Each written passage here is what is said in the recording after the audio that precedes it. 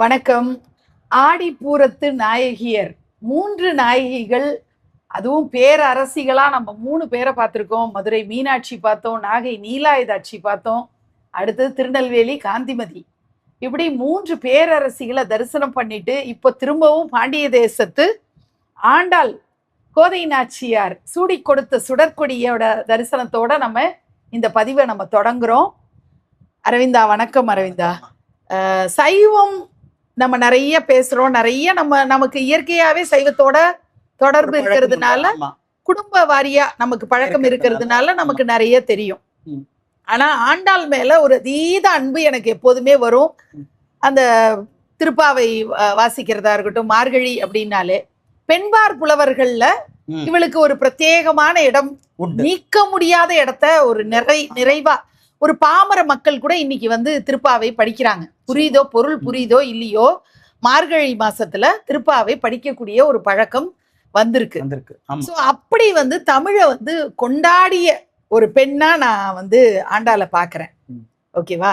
இப்போ ஆண்டாளுக்கும் ஆடிப்பூரம் ஜஸ்ட் வந்து அவளோட ஜனனம், அவ வந்து விஷ்ணு சித்தருக்கு கிடைச்ச ஒரு நாள் அப்படின்னு மட்டும்தான் எடுத்துக்கலாமா? ஆடிப்பூரத்துக்கும் ஆண்டாளுக்குமான தொடர்பை நல்ல விரிவா ஸ்லாகிச்சு பார்க்கணும் அப்படிங்கிறது என்னோட விருப்பம். நம்ம நேயர்களும் அதை தான் விரும்புவாங்கன்றத நான் பூரணமா நம்புறேன். தொடரலாம். கண்டிப்பா. சில நாட்களுக்கு முன்னாடி ஒரு 3 இதுவா நம்ம பார்த்தது எல்லாமே பேரரசிகள். ஏன்னா அவங்க தாங்கள் சார்ந்த நிலத்திற்கு பேரரசிகளாக இருந்தார்கள். இவளோ தமிழை ஆண்ட சொல்லரசி. வாவ், அருமை. கோதை நாச்சி தமிழை ஆண்ட சொல்லரசி.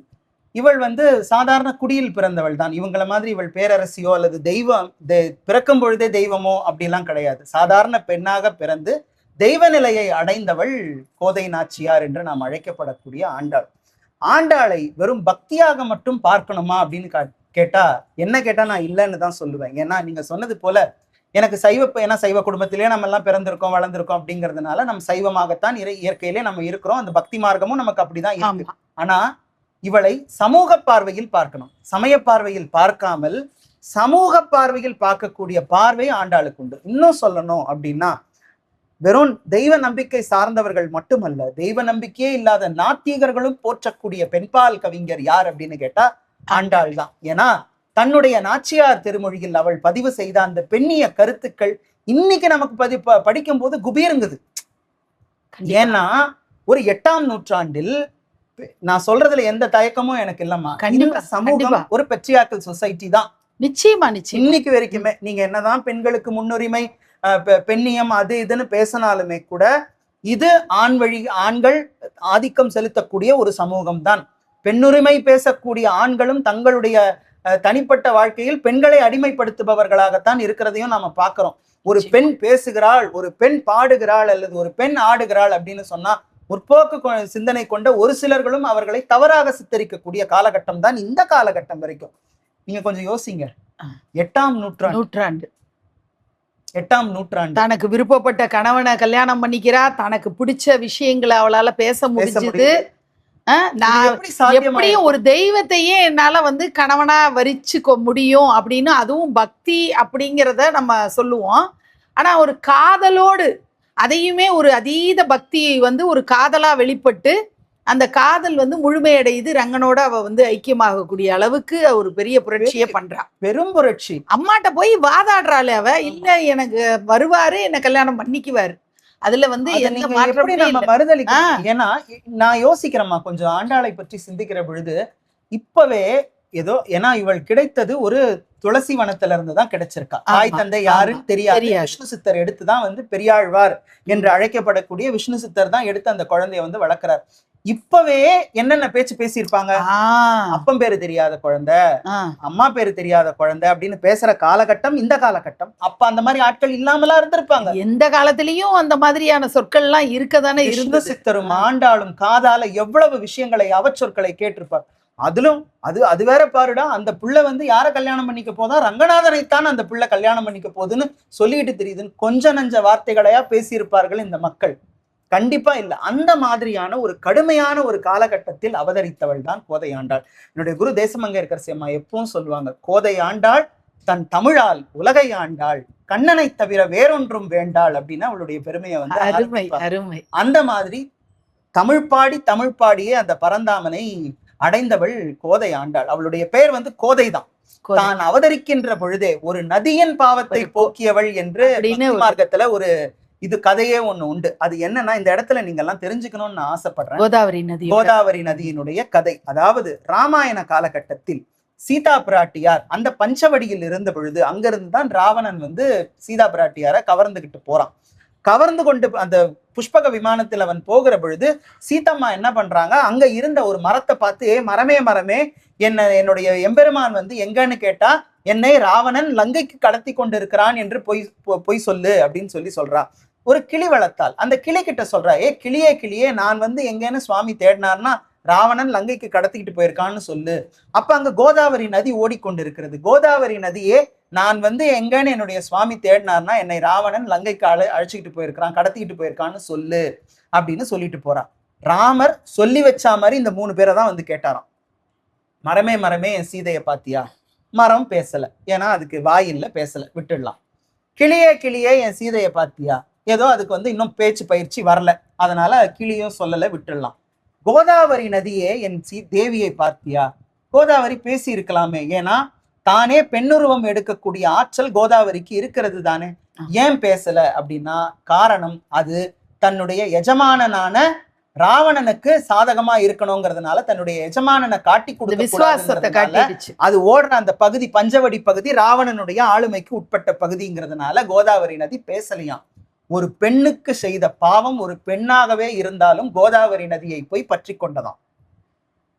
அது அந்த ராமாயண காலம், ராமாவதாரம் காலம் எல்லாம் முடிஞ்ச பிற்பாடு இந்த கோதாவரி நதி போய் வைகுண்டத்துல பெருமானை சந்திச்சு, பெருமானே என்னுடைய சாபம் நீங்க என்ன சுவாமி வழி அப்படின்னு கேட்ட பொழுது, நீ புண்ணிய நதியாகவே இருந்தாலும் ஒரு பெண் அவளை கவர்ந்து கொண்டு போகிற பொழுது நீ வாய் திறந்த பேசாத காரணத்தினால், உண்மை தெரிந்த நீ பேச வேண்டிய நேரத்தில் பேசாமல் இருந்த காரணத்தினால் உன்னை பிரம்மஹத்தி தோஷம் சூழ்ந்தது. எப்பொழுது பூலோகத்தில் ஒரு பெண் உன் பெயரை தன் பெயராக ஏற்பாளோ அப்பொழுதுதான் உன் பாவம் போகும் என்று சொல்ல, விஷ்ணு சித்தர் அந்த குழந்தையை தன் கையில் எடுத்து கோதா என்று அழைக்க கோதாவரி நதியின் பாவம் போனதுன்னு எழுதி வச்சாங்க.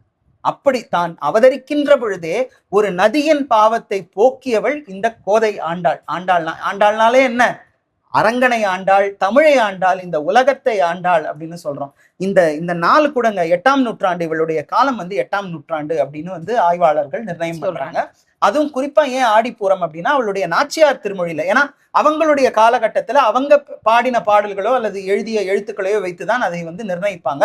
அப்படி நாச்சியார் திருமொழியில அந்த காலக்கணக்கு அதெல்லாம் போட்டா, சில காலக்கணக்கு இந்த சந்திரனோ இந்த சூரியனோ அல்லது இந்த புதன் கிரகமோ அல்லது வந்து இந்த குரு கிரகமோ இங்கெங்க இருக்கிற பொழுது இப்படிதான் இருந்தது, அப்பதான் இவ பிறந்தாள்னு இருந்த பொழுது அதை எடுத்து காலக்கணக்கீடு பண்ணுகிற பொழுது அது ஆடிப்பூரத்தில் தான் வந்திருக்கிறது. ஆக ஆடிப்பூரம் தான் ஆண்டாளுடைய அவதார நட்சத்திரம். அதுதான் நான் சொன்னது போல ஒரு புரட்சி பெண் ஆண்டாள்.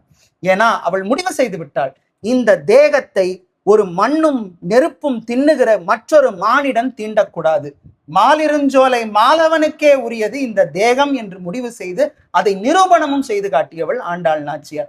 அவளுக்கும் மரணமில்லா பெருவாழ்வுதான். அரங்கனோடு போனாள், அப்படியே ஐக்கியமான. அவ சொல்றா, அவங்க அப்பா சொல்லாமலா இருந்திருப்பா, கோதை இதெல்லாம் எப்படி சாத்தியம் குழந்தை, இது கிருஷ்ணாவதார காலகட்டமே இல்லையேம்மா, எப்படிமா எம்பெருமான் வருவார் உன்னை கல்யாணம் பண்ணுவாருன்னு நீ நினைச்சிருப்பேன்னு கேட்காமலா இருந்திருப்பார், ஊர் மக்கள் கேட்காமலா இருந்திருப்பார். இல்லை, அவன் வருவான், கரம் பிடிப்பான், நான் அவனோடு வைகுந்தம் போவேன் சொன்ன அந்த வைராக்கிய பக்திக்கு ஆண்டாளை தவிர வேற யாரையுமே சொல்ல முடியாது. நீங்க 12 ஆழ்வார்கள்ல அத்தனை பேருமே 11 பேர் ஆண் ஆழ்வார்கள் தான், இவள் மட்டும் தான் பெண். அதுலயும் பாருங்க இவளுக்கு ஒரு தனிச்சிறப்பு. யாருக்கும் பெருமானுக்கு சமமாக இருக்கக்கூடிய அந்த ஸ்தானம் ஆண்டாளுக்கே வாய்த்தது. சகதர்ம சரிணியாக நிற்கக்கூடிய ஒரே பெண் தெய்வம் ஆண்டாள் நாச்சியார் தான். இன்னைக்கும் நீங்க ஆடிப்பூரத்துல ஒரு நாள் ஒரு அலங்காரம் பண்ணுவாங்க, அவள் அமர்ந்திருப்பாள், ராணி மாதிரி உட்கார்ந்து இருப்பாங்க ஆண்டாளம்மா, மடியில் ரங்கன் வந்து தலை வச்சு படுத்திருக்கிறது. அந்த மாதிரி, அதாவது ஒரு ஒரு ஒரு ஆண் வந்து தன்னோட மனைவிட்ட அந்த மாதிரி படுக்கக்கூடிய ஒரு இடம் எப்போ இருக்கும்னா ரொம்ப ஆனந்தமா, அவர் வந்து எல்லா கவலைகளையும் மறக்கக்கூடிய ஒரு வேலை தான் அந்த அந்யோன்யத்தோட உச்சகட்டம் இல்லையா? அந்த அந்யோன்யத்தோட வெளிப்பாடாதான் இவளையும் நம்ம ரங்கமன்னாரையும் இணைச்சு பார்க்கும்போது என்ன சொல்றது இல்ல, அதாவது தெய்வத்தோட அவ்வளோ நெருக்கம். ஆமா, இப்ப ஒண்ணு இல்ல, இப்ப நம்ம வீட்லயே ஒரு பூ வைக்கிறோம், வெச்ச பூவை மறுபடியும் வைக்க கூடாதுன்னு நம்ம சொல்றாங்க. ஆமா, வெச்ச பூவை மறுபடியும் அதை எடுத்துட்டா மறுபடியும் அந்த வைக்க கூடாது. அதேதான் கோயில்லையும். ஆனால் ஒரு பெண் தெய்வம் தான் சூடி களைந்த மாலையை பல திருக்கோயில்கள்ல இருக்கக்கூடிய பெருமாள் அதுலயும் நாராயிடுமாங்க. அந்த மாலை வந்து இங்க அங்கன்னு போய் அந்த பெருமாள்கிட்ட வரும்போது கிட்டத்தட்ட வெறும் நார் தான் இருக்குமா. ஆனாலும் அதை ஆசையா போட்டு பாராம். ஏன்னா அது பாடியது யார், கொடுத்தது யார்? சூடி கொடுத்த சுடற்கொடின்னு. இந்த தலைப்பெல்லாம் எப்படிங்க இவளை தவிர வேற யாருக்கு பொருந்தும்? அந்த அம்மா பேரை சொல்லவே எனக்குலாம் வந்து அவ்வளவு ஆனந்தமாக. ஏன்னா அந்த காலகட்டம், நான் தான் சொன்னது போல, எனக்கு சமூக பார்வை. இந்த காலகட்டத்தில் பிறந்த ஒரு பெண் இத்தனை ஆண்களையும் எதிர்த்து நின்று 4000 திவ்ய பிரபந்தத்துக்குள்ள கொண்டு வந்து இவளோட வைக்கணும்னா எவ்வளவு எதிர்ப்புகள் இருந்திருக்கும். எத்தனை ஒரு பெண்பார் புலவரை அவ்வளவு ஈஸியா விட்டுருவாங்களா? இந்த காதலையும் காமத்தையும் மிக வெளிப்படையா பேசியிருக்கா. நமக்கெல்லாம் என்ன தெரியும்? திருப்பாவை தான் தெரியும். ஆனா நாச்சியார் எடுத்து வாசிக்கணுங்க. அதனாலதான் வந்து அவளை பத்தி சொல்லும் பொழுது சொன்னாங்க, திருவாடிப்பூரத்து ஜகத்துதித்தால் வாழியே, திருப்பாவை 30 செப்பினால் வாழியே, பெரியாழ்வார் பெற்றெடுத்த பெண்பிள்ளாய் வாழியே, 143 கவிகள் பாடினால் வாழியே அப்படின்னு 143 பாடல்கள் பாடியவள் ஆண்டாள். அது மட்டும் இல்லாம நீங்க அந்த தமிழ் எடுத்து வாசிங்க. அதாவது சங்க காலத்து தமிழும் இந்த தமிழும் ஒரே மாதிரி இருக்கும். அதுல சங்க காலத்துல எப்படி ஒரு தலைவன் தலைவியினுடைய அந்த ஏக்கம் பதியப்பட்டு இருக்கிறதோ, அந்த காதல் பதியப்பட்டிருக்கிறதோ, அதே போன்ற நடையில தான் ஆண்டாள் வந்து தன்னுடைய நாச்சியார் திருமொழியில தலைவன் தலைவி பாவத்திலேயே அத்தனை பாடல்களையும் அவ்வளவு. அதுவும் நான் யோசிக்கிற ஒரு விஷயம், ஜியோகிராபிக்கலா கோகுலம் எங்கேயோ இருக்கு, ஸ்ரீவில்லிபுத்தூர் எங்கேயோ இருக்கு. ஸ்ரீவில்லிபுத்தூரையே அப்படியே அந்த கோகுலமாவும் கிருஷ்ணர் அவதரித்த ஒரு இடமாவும் பாவிச்சு, தன்னை ஒரு ஆயர்குல சிறுமியாவே பாவிச்சு எல்லாருமே என்ன நினைப்போம், நம்ம பெரிய ஆளா காட்டிக்கிறதுக்கு தான் விரும்புவோம். இவ ஆல்ரெடி ஒரு கோயில்ல அவர் வந்து புஷ்ப கைங்கரி எல்லாம் பண்ணிக்கிட்டு இருக்கிற பெரியாழ்வாரோட குழந்தையா ஓரளவுக்கு சீரும் சிறப்புமா அவ இருக்கா. அப்படி இருந்து ஆடு மாடுகள்லாம் மேய்க்கக்கூடிய ஒரு ஆயர்குல சிறுமியா தன்னை வந்து பாவித்து கூட்டு பிரார்த்தனைக்குங்க மெயினா இவதான். ஆமா, எல்லாரையும் அழைச்சா, நீங்க எல்லாம் வாங்க, எல்லாரும் வாங்க. என்ன இந்த நேரத்துல, அதாவதுமா இன்னைக்கு மார்கழி இவ்வளவு பிரபலமானதுன்னா அது ஆண்டாள்னாலதான். கண்டிப்பா அது மறுக்கவே முடியாது. ஆண்டாள்னாலே மார்கழினாலே ஆண்டாள். அப்படிதான் சைவத்துல எப்படி வந்து மாணிக்க வாசகருடைய திருப்பள்ளி எழுச்சியோ அது போல இது மார்கழினா ஆண்டாள். இன்னும் சொல்லணும்னா எல்லாருக்கும் சைவர்களுக்கு கூட மார்கழி ஆண்டாள் தான் ஞாபகம் வரும் கண்டிப்பா. ஏன்னா அந்த வயசுல நீங்க யோசிச்சு பாருங்க, சின்ன பிள்ளையா இருந்திருப்பாளா, ஒரு 12 வயசு பிள்ளையா இருந்திருப்பாளா ஆண்டாள். ஒவ்வொரு வீடா போய் கதவை தட்டி, நீ வா, இன்னுமா தூங்குற, இன்னும் போய் பார்க்கணும்னா என்ன, அதோட நம்பிக்கையோட அவ பண்ற இது, இந்த பூஜைகள் அர்ச்சனைகள் இதெல்லாம் நான் பண்ண மாட்டேன், கண்ணு மையிட்டு யாம் எழுதும், மலரிட்டு யாம் முடியும். விரதத்தோட இத சொல்ற அந்த தீக்குறள்ன்ற ஒரு வார்த்தையை எடுத்து கொஞ்சம் விரிவாக்கி நம்ம பார்க்கலாம். அந்த காசிப்பிங் அந்த விஷயத்தை வந்து அவ கம்ப்ளீட்டா வெறுக்கிறா. ஒரு விரதம் இருக்கிறவங்க, ஒரு பக்தி பாதையில இருக்கிறவங்க அதை முற்றிலும் அதை வெறுக்கணும். அந்த ஒரு செய்யவே கூடாது. நம்ம இப்ப விரதம் இருக்கோம், இந்த மார்கழியில நம்ம பரந்தாமனை அடையணும், பரந்தாமனோட தரிசனம் கிடைக்கணும்னு நம்ம காத்து கிடக்குறோம். இந்த நேரத்துல போய் பக்கத்து வீட்டுல அக்கம் பக்கத்துல போய் அவங்கள பத்தி சொல்றது, இவங்கள பத்தி சொல்றது, இதை பண்ணக்கூடாது. நம்ம உடலை எப்படி வருத்திக்கிறோமோ, விரதம் இருந்து ஒரு வேளைதான் உணவு சாப்பிடுவோம், பால் நெய்யை தவிர்ப்போம். நமக்கு அழகுக்கு எந்த ஒரு விஷயமும் பண்ணிக்க கூடாது, பூவை வச்சுக்க கூடாது, கண்ணுக்கு மை எழுதக்கூடாது. இப்படிங்கிறதெல்லாம் நம்ம பண்ணாலுமே மனசு அதாவது எப்படி சொல்லுவோம், 3 விதத்துல நம்ம மனம், மொழி, மெய்ன்னு சொல்லுவோம். இப்ப வார்த்தையாலையும் எந்த ஒரு தவறும் செய்யக்கூடாது, மனசும் தப்பா யாரையும் நினைக்க கூடாது, தப்பா யாரையும் பேசக்கூடாது, இந்த காயத்தாலையும் இந்த உடம்பாலையும் யாருக்கும் தீமை செஞ்சிடக்கூடாது அப்படிங்கிற அந்த விஷயம்தான் ஆண்டாள். அதுதான் நான் சொன்னது போல அவள் புரட்சியின் வடிவம். என்னுடைய நண்பர் என்கிட்ட எப்பவுமே சொல்லுவாரு, என்னன்னா ஆன்மீகத்துல நீங்க புரட்சி பேசலன்னா வேற எதுலையுமே புரட்சி பேச முடியாதுன்னு. ஏன் சொன்னாரு அப்படின்னா, அப்பதான் அவர் சொன்னாரு, சித்தர்களுடைய பாடல்களை எல்லாம் எடுத்து சொன்னார். நீங்க எதையெல்லாம் இப்படி இதுக்குள்ளதான் வரையறைக்குள்ளதான் இது இருக்கணும், இதை தாண்டக்கூடாது அப்படின்னு நீங்க வச்சீங்களோ எல்லாத்தையும் சித்தர் மரபு உடைச்சுது. ஏன் உடைச்சது அப்படின்னா, கடவுளை அனுபவமாக பார்க்க முயற்சி பண்ணுங்க. அதுக்காக அவங்க கோயிலுக்கெல்லாம் போவாதீங்கன்னு சொல்லல. சிவபாக்கியர்னு ஒரு பெரிய சித்தர், அவர் வந்து இந்த தீட்டு பத்தி எல்லாம் நிறைய பாடியிருக்கிறார். அதாவது வந்துட்டு ஒருத்தன் வந்து தினம் வருவானா, இதுக்கு கீழே, ஒரு மரத்துக்கு கீழே இருக்கிற ஒரு பிள்ளையார சுத்தி வந்து பூவை போட்டு போவானாம். அவனை பார்த்து அவர் பாடினார். என்ன பாடினார் அப்படின்னா, நீ வந்துட்டு நட்டைக்கல்லை தெய்வம் என்று 4 புஷ்பம் சாத்தியே சுத்தி வந்து முணுமுணுக்கு மந்திரங்கள் ஏதடா, நட்டகல்லு பேசுமோ நாதன் உள்ளிருக்கையில் சுட்ட சட்டி தத்துவம் கரிச்சுவை அறியுமோ அப்படின்னு வந்து அவர் பாடினார். இதை ஏன் அவர் பாடினாரா? கோயில் வேணான்னு பாடல. நீ கோயிலுக்கு போறதுக்கான காரணம் என்ன? இறைவனுடைய அனுபவத்தை நீ பெற வேண்டும் என்பதற்காகத்தான் உனக்கு அது அங்கு உருவாக்க வைக்கப்பட்டிருக்கிறது. நீ ஆனா அதை வெறும் சடங்காக மட்டும் செய்வதனால் என்ன பலன்? கரெக்ட். அனுபவம் இல்லாத பக்தி சடங்கே வேண்டாம். சடங்குகள் இல்லாம போனா மனமது செம்மையானால் மந்திரம் தேவையில்லை இருக்கிறாங்க இல்லையா? சோ எந்த மனச சுத்தமா வச்சுக்கோன்னு திருக்குறள்ல இருந்து எல்லாத்துலயும் சொல்லக்கூடிய விஷயம். நீங்க சடங்குகள் உங்களால பண்ண முடியலையா? ஏன்னா நம்மளுடைய அந்த பருவ நிலையிலேயே சந்நியாசம் அப்படிங்கிறது ரொம்ப முதிர்ச்சியான வயசுக்கு வந்தோன்னதான். அதாவது ஒரு கல்யாணம், அது பால பருவம், அந்த கிரகஸ்தம், அதுக்கப்புறம் வானப்பிரஸ்தம், அப்புறம் தான் சந்நியாசம். அப்போ அந்த நேரத்துல கோயில் குளத்துக்கு உன்னால போக முடியும். இப்பதான் நம்ம அதெல்லாம் மாத்திருக்கோம். கோயில் குளத்துக்கு போகணும் ரிட்டையர்மெண்ட்டுக்கு அப்புறம் அப்படின்னு நம்மளோட ஆசைகளுக்காக போறோம். அப்பெல்லாம் நீ வீட்டுக்குள்ளேயே ஒடுங்கினாலும் மனசுல எப்போதும் தெய்வ நாம பண்ணிக்கிட்டே இரு. நீ மனசுல பண்ணா போதும். அவங்களால அப்ப என்னங்க பூஜை புனஸ்காரம் பண்ண முடியும்?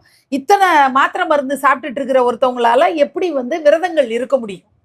இப்படி எதுவுமே தேவையில்ல, மனச தூய்மையா வச்சுக்கோ அப்படிங்கிற ஒரு விஷயம் இருக்கு. அப்ப அந்த சடங்குகள் அப்படிங்கிற ஒரு சம்பிரதாயத்தை உடைச்ச ஒரு புரட்சிக்காரி ஆண்டாள் தான். ரொம்ப ரொம்ப அபூர்வமான ஒரு பெண்மணி.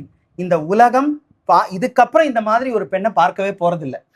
ஆண்டாளுக்கு முன்னாடியும் பார்த்திருக்குமான்னு தெரியல, ஆண்டாளுக்கு பின்னாடியும் இதற்கப்புறமும் பார்க்க போறதில்ல. அது வந்து ஃபார் ஷுர். ஏன்னா இப்ப எல்லாமே ஓப்பனா இருக்குங்க. ஆனா இந்த காலத்திலும் பெண்களுக்கு இவ்வளவு கட்டுப்பாடுகளும் இவ்வளவு ஏச்சுக்களும் பேச்சுக்களும் இருக்கிற காலத்துல நீங்க இப்ப கூட யோசிச்சு பாருங்க. ஒரு பெண்ணை தாக்கணும் அப்படின்னு சொன்னா எதை இந்த ஆண் சமூகம் கையில் எடுக்கிறதுன்னு சொன்னா அவளுடைய கேரக்டர் தான் அசாசினேட் பண்ணுது. அவளுடைய உடையிலிருந்து, அவளுடைய உருவத்திலிருந்து அவளை ஈஸியா அப்படி அட்டாக் பண்ணிடலாம்னா, அவளை அடக்கணும்னாலே அதுதான் ஆயுதம். ஆண்டாள் காலத்துல அது எவ்வளவு இருந்திருக்கும், எவ்வளவு கட்டுப்பாடுகளும் இதுகளும் இருந்திருக்கும். இப்ப அவளை நம்ம பூலக்ஷ்மிங்கிறோம், பூதேவி அம்சங்கிறோம், மகாலட்சுமி அம்சம்னு. இப்ப அவள் தெய்வமான பிறகு ரங்கனோடு அவள் ஐக்கியமாக பிற்பாடு அந்த சுத்தி இருந்த மக்களோட வாயெல்லாம் ஆணு பொழந்திருக்கும். ஆமா, அதுக்கு முன்னாடி அவள் சந்தித்த இதெல்லாம் ரொம்ப கஷ்டமான பாதை இல்லையா? அதனால தான் பெண்களிலேயே புரட்சி பெண் என்றால் அது ஆண்டாள் நாச்சியார் தான் என்று சொல்லி மிக அழகாக இந்த ஆடிப்பூரத்தை வந்து நம்ம கொண்டாடி இருக்கோம் சொல்லணும். ஏன்னா இந்த விழாக்கள் எல்லாம் எதற்காக நமக்கு வைக்கப்பட்டது? ஏதோ நம்ம வீட்டுல வந்துட்டு பூஜை பண்ணிட்டு பிரசாதத்தை எடுத்து சாப்பிட்றதுக்கா? இல்ல கோயிலுக்கு போயிட்டு இப்ப இருக்கிற கோயிலெல்லாம் கூட்டம் ரொம்ப வழியுது, அடிச்சு புடிச்சு சாமியை பார்த்துட்டு வர்றதுக்கா? இல்ல, அது உணர்வோடு சம்பந்தப்பட்டது. அதற்கு பின்னாடி ஒரு வாழ்வியல் இருக்கிறது.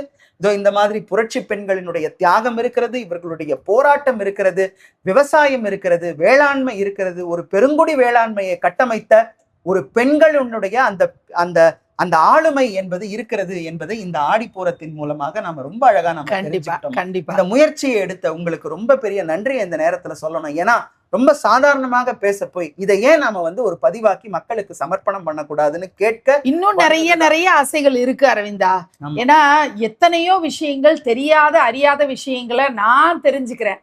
இதை அப்படியே பதிவா கொடுத்து உங்களுக்கும் தெரியப்படுத்தணுங்கிறது தான் ஒரு பெரிய உயர்ந்த நோக்கத்தோடு தான் இந்த பதிவுகள் தொடங்கப்பட்டது. ஆடிப்பூரத்து நாயகியர் அப்படின்னு 4 பெருந்தெய்வங்களை நம்ம பார்த்திருக்கோம். அந்த 4 பேரும் நம்ம வாழ்க்கையில எல்லா நேரங்கள்லயும் நினைவுல வச்சுக்கிட்டு அவங்களுடைய அந்த வழியில பயணிக்கணும். அவங்க நமக்கு காட்டின ஒரு பாதையில, அது பக்தி பாதையா இருக்கலாம், அல்லது வேளாண் சமூகம் அப்படிங்கிற ஒரு விஷயத்துல வரும்போது காந்திமதி அம்மா நமக்கு சொல்லக்கூடிய விஷயங்கள் அப்படின்னா, ஒரு பெண் தான் சந்ததிக்கு எல்லாத்தையும் கொண்டு போக முடியும். அப்ப நம்ம ஒரு தாயா, ஒரு குடும்பத்துல சகோதரியாவோ ஒரு தாயாவோ அப்படி இருக்கும்போது நம்ம குடும்பத்து சந்ததியினருக்கு என்ன கொடுக்க போறோம்? உயர்ந்த குவாலிட்டியான விஷயங்களை நம்ம அடுத்த சந்ததிக்கு கொண்டு போகணும். மதுரையின் பேரரசி கேட்கவே வேணாம், கருணை கடல். அவ கொடுக்கக்கூடியது என்ன?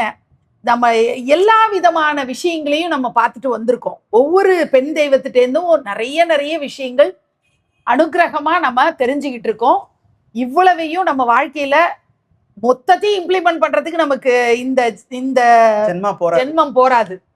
ஆனா இதெல்லாம் மனசுல வச்சுட்டு ஆடிப்பூரம் அப்படிங்கிறது ஒரு வெறும் ஒரு சாதாரணமா கடந்து போகக்கூடிய ஒரு நாள் இல்ல. அந்த நாளுக்கு பின்னாடி இத்தனை தத்துவம் தாத்பரியங்கள் இருக்கு அப்படிங்கிறத அரவிந்தன் மூலமா நம்ம தெரிஞ்சுக்கிட்டோம். ஒரு குருவோட அத்தனை, அதாவது ஒரு நல்ல குரு அமையணுங்க எல்லாருக்குமே. நல்ல குரு அமைஞ்சா அந்த மாணவன் எப்படிப்பட்ட ஒரு அறிவோடு தெளிவோடு ஞானத்தோடு எல்லாரு மேலேயும் இருக்கிற அக்கறையோடு செயல்பட முடியுங்கிறதுக்கு அரவிந்தன் ஒரு உதாரணமா நான் பாக்குறேன்.